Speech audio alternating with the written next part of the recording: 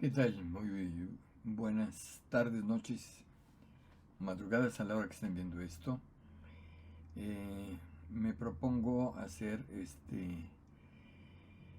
esta presentación de eh, lo que he llamado el ajuste recíproco entre las estructuras operatorias espontáneas, entendida como tal aquellas operaciones que normalmente realizamos a desplegar un pensamiento racional, articulado, etcétera. Y los programas formales, es decir, lo que realizamos en términos de una construcción bajo un lenguaje formal que tiene determinadas reglas de sintaxis, de semántica, y que no son necesariamente las del lenguaje natural. Entonces aquí trato de ver algo distinto. Cuando hablamos de estructuras operatorias, nos vamos a referir a las cuestiones que tienen que ver con justamente con la cuestión de el desarrollo operativo, operatorio, que tiene como base las investigaciones de Jean Piaget a lo largo de 60 años de investigación psicogenética. Entonces hay un puente, hay un elemento intermedio entre las estructuras espontáneas que desarrollamos los sujetos y por otro lado lo que tiene que ver entonces con la parte propiamente formal. Entonces aquí vamos a sugerir algunas ideas que tienen que ver con una experiencia de tipo respecto de el desarrollo tal. El tema, como aquí se los planteo, es algunas tensiones principales entre la formalización, en el sentido que les he señalado, y la espontaneidad del pensamiento. Por supuesto me refiero a la experiencia de la universidad en lo que se refiere a las ciencias sociales y esta interrelación con la lógica y la matemática. Bueno, nos planteamos cómo articular las estructuras espontáneas con la enseñanza formal sin reducir contradicción o error. Este es el punto central. Nuestra hipótesis es que el pensamiento espontáneo contiene contradicciones funcionales, según sostiene la epistemología constructivista de Jean Piaget. Y por otro lado, la lógica paraconsistente permite modelar, es decir, crear modelos, estructuras, formas de comprensión de las argumentaciones y aprovechar entonces esas contradicciones para generar pensamiento más abstracto. Bien, en el proceso que plantea Piaget, siempre que tenemos algún problema cognitivo, algún desafío para pensar, para crear, para saber, hay una discrepancia entre lo que ya sabemos y lo que nos demanda ese determinado problema. Siempre que un ser humano tiene alguna circunstancia nueva, va a tratar de resolver esa circunstancia nueva a partir de lo que ya conoce, de lo que ya sabe, y aplicarlo al hecho concreto. Esto pareciera ser entonces como una cuestión de simple aplicación, pero no hay tal. En realidad se trata de una contradicción que aparece entre lo que ya se sabe anteriormente y lo nuevo que demanda el tipo de problemática que se enfrenta. En consecuencia, se trata de una contradicción, una discrepancia, una atonía entre lo anterior ya conocido y lo nuevo por conocer. Entonces eso lleva a una contradicción que si es resuelta, redunda en un progreso en el desarrollo del sujeto y que conduce a un nuevo equilibrio, es decir, restablecer el sistema cognitivo en sus características anteriores. Pero vuelve a aparecer un nuevo conflicto, una nueva situación problemática, y entonces es necesario volver a un estado de equilibrio después de roto el desequilibrio. Aquí señalo el texto de Jean Piaget que se llama Las formas elementales de la dialéctica, que fue publicado en 1980, el mismo año que Piaget había fallecido. Se trata de una obra que se publicó post-mortem. Y nos basamos en lo que es la entraña de esa dialéctica, que son los mecanismos de equilibración cognoscitiva. Piaget suponía que nosotros partimos de un estado de equilibrio, ese equilibrio se rompe con alguna circunstancia temporal y entonces hay un desequilibrio. Ese desequilibrio lo que nos lleva entonces es a esa situación conflictiva que señalaba, y el restablecimiento del equilibrio no es volver al equilibrio anterior, sino a un equilibrio con mayor potencia, con mayor circunstancia. Piensen ustedes, por ejemplo, que los estados de la naturaleza también tienen equilibrio y desequilibrio. Piensen, por ejemplo, un edificio en determinado momento está equilibrado, está sostenido para mantener a las personas y demás. Si hubiese una catástrofe y ese edificio se convirtiera en un montón de escombros, ese nuevo montón de escombros, paradójicamente, es un nuevo equilibrio. Bueno, aquí lo que tratamos de ver es el elemento de la paraconsistencia. Es admitir a algo y al mismo tiempo no a, o sea, lo que contradice a eso a la vez, como vamos a ir desarrollando en esta presentación. Bueno, cuando hablo de los agrupamientos cognitivos de Piaget, me refiero a varios que él fue desarrollando y que pues tienen las siguientes propiedades.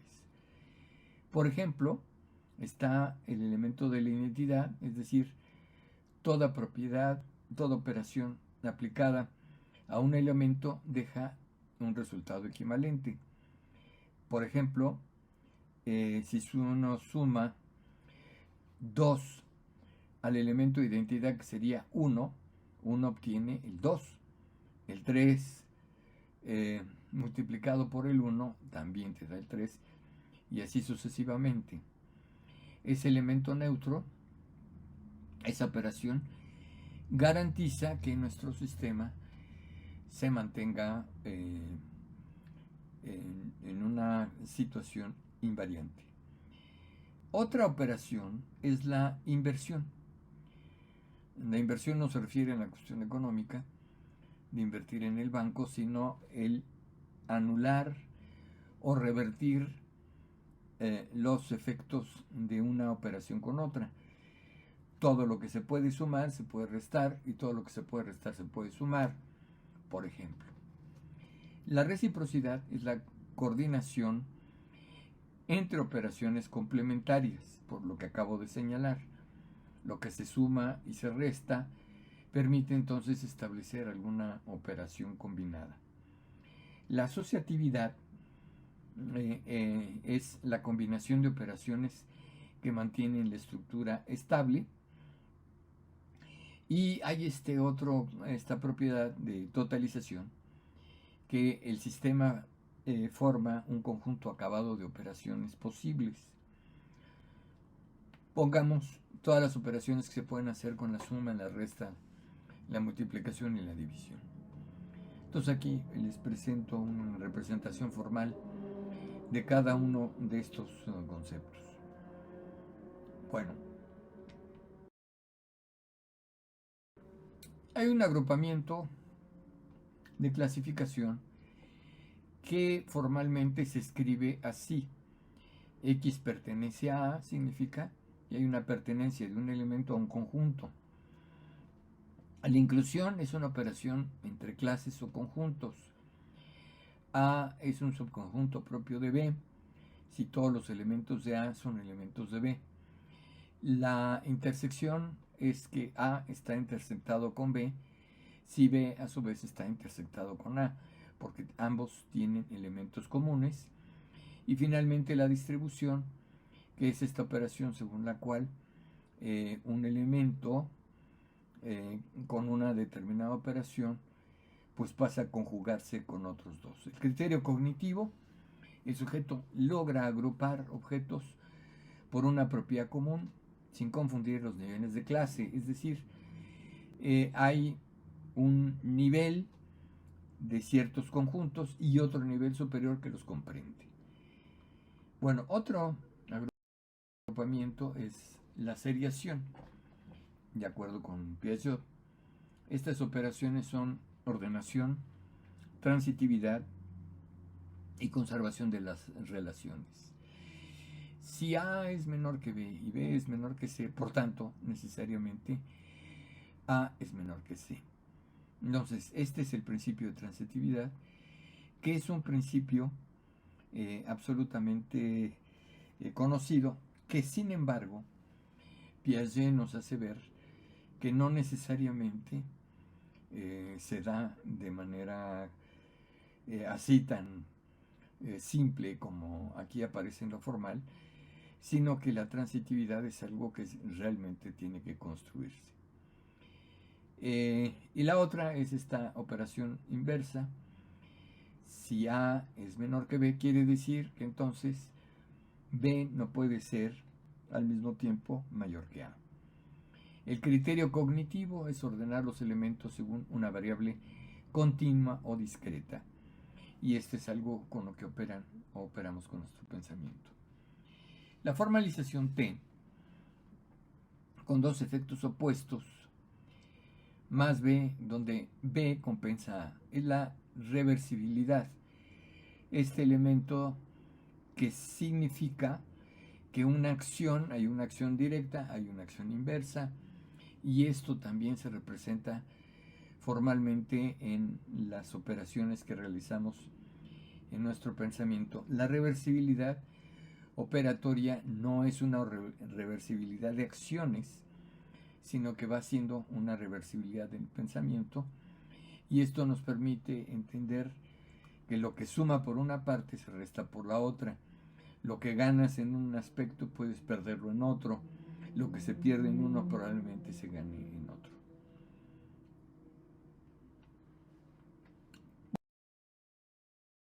Bueno, la lógica para consistente en educación. Para empezar, la lógica para consistente supera el principio clásico de no contradicción, que dice que no se puede dar P y a la vez la negación absoluta de P. ¿Qué quiere decir negación absoluta? Quiere decir, si nos planteamos, por ejemplo, una gradación donde el punto máximo es el 100% y el punto mínimo es el 0, digamos como la oposición entre 1 y 0, entonces por supuesto no hay lugar para elementos intermedios. O sea, o bien es 1 o bien es 0, o bien es 0 y entonces no es 1. Esta es, por lo tanto, una contradicción absoluta y constituye un absurdo el quererlo mantener en el pensamiento. En cambio, una contradicción dialéctica lo que establece en esa misma gradualidad que les señalo, pensar que hay un 100 hasta arriba y un 0 hasta abajo, pero grados intermedios, como 75%, 25%, 50%. Esto significa que algo puede ser al mismo tiempo tener una propiedad y no tenerla en otro sentido. Lo tiene en un 50% y no lo tiene en otro 50%.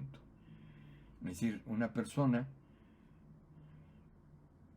es rica hasta cierto punto, significa que no es completamente rica. No sabemos qué sería algo completamente rico porque siempre hay ese límite, puede ser muy amplio. Ni alguien puede ser completamente enfermo ni completamente sano. Entonces, en esas situaciones, alguien puede estar enfermo y al mismo tiempo sano. Estos elementos de la paraconsistencia significa que, como ustedes pueden advertir ahí, hay dos formas de presentación de la negación. La negación fuerte, que es la de la contradicción absoluta, y una negación débil o una negación paraconsistente, que es la que se escribe abajo. Aquí los signos lo que nos permiten ver es que se trata de conceptos distintos. Bueno, además la lógica paraconsistente permite reconocer los conflictos cognitivos y permite avanzar hacia una pedagogía de la contradicción.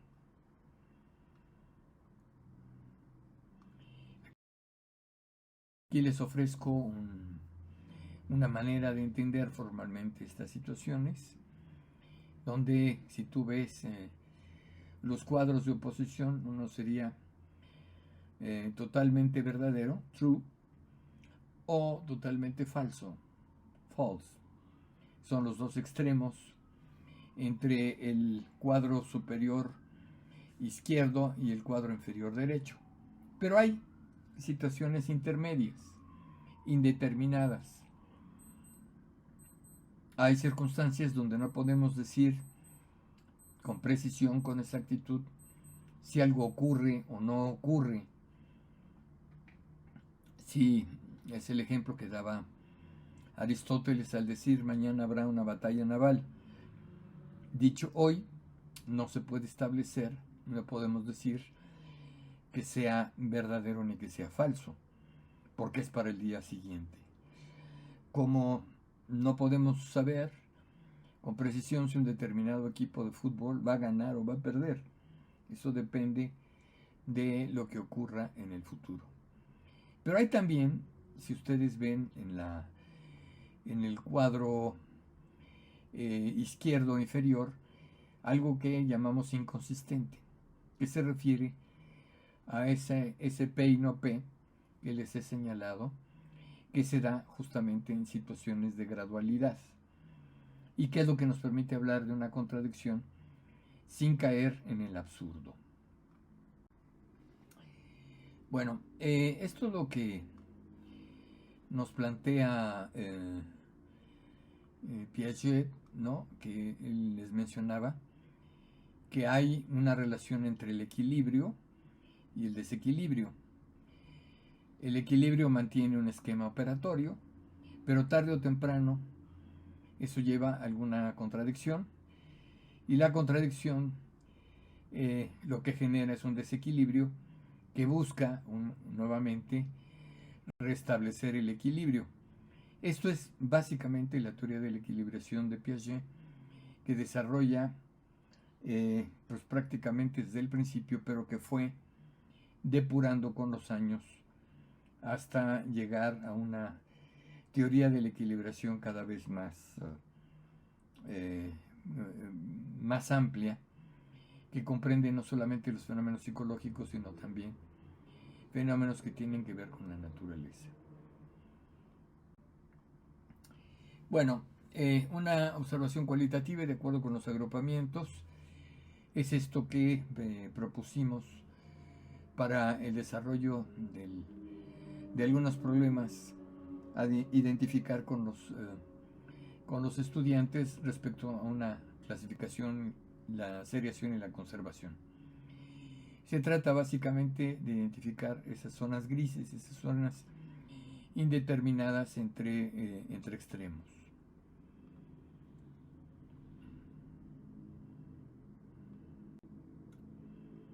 Bueno, aquí señalamos la clasificación de fenómenos sociales y ciertas contradicciones que al momento de formalizarla se van a encontrar en este asunto. Se trata de una clasificación de los fenómenos sociales según variables cuantitativas y cualitativas. El resultado es que los estudiantes oscilan entre clasificaciones lógicas y simbólicas, generando contradicciones que impulsan a una reflexión formal. ¿Cómo se desarrolló este planteamiento? Bueno, el caso es un análisis de la movilidad social, lo que se entiende por movilidad, en una comunidad urbana. La tarea de los estudiantes es clasificar a 20 sujetos según estos tres elementos: el nivel educativo, el tipo de empleo y el índice de vulnerabilidad. Finalmente, la contradicción que se encuentra es que algunos sujetos presentan un alto nivel educativo, pero un empleo precario, mientras que hay otros de ese grupo, de los sujetos investigados, que tienen un bajo nivel educativo, pero una estabilidad económica. Por ejemplo, quienes trabajan en algunas áreas de la economía informal. La lectura para consistente que encontramos es que se trabaja con la coexistencia de atributos contradictorios sin forzar su reducción, es decir, sin caer en que uno absolutamente elimina al otro, sino que hay circunstancias, entonces, como vemos, que se trata de generar modelos donde no hay el grado 1 y el grado 0, sino diferentes grados de aproximación, y que esos diferentes grados de aproximación no es de probabilidad, no es un estadístico, sino situaciones que se presentan en la sociedad. En cuanto a la seriación, lo que señalamos es que las contradicciones en el razonamiento no implican el error necesariamente,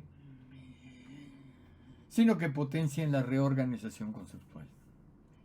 Entonces, los estudiantes han logrado estudios sobre la historia donde reconocen ciertos niveles donde hay no necesariamente una negación única, sino varios tipos de negación. Esto habilita, desarrolla un pensamiento dialéctico que es importante para la formación de los investigadores.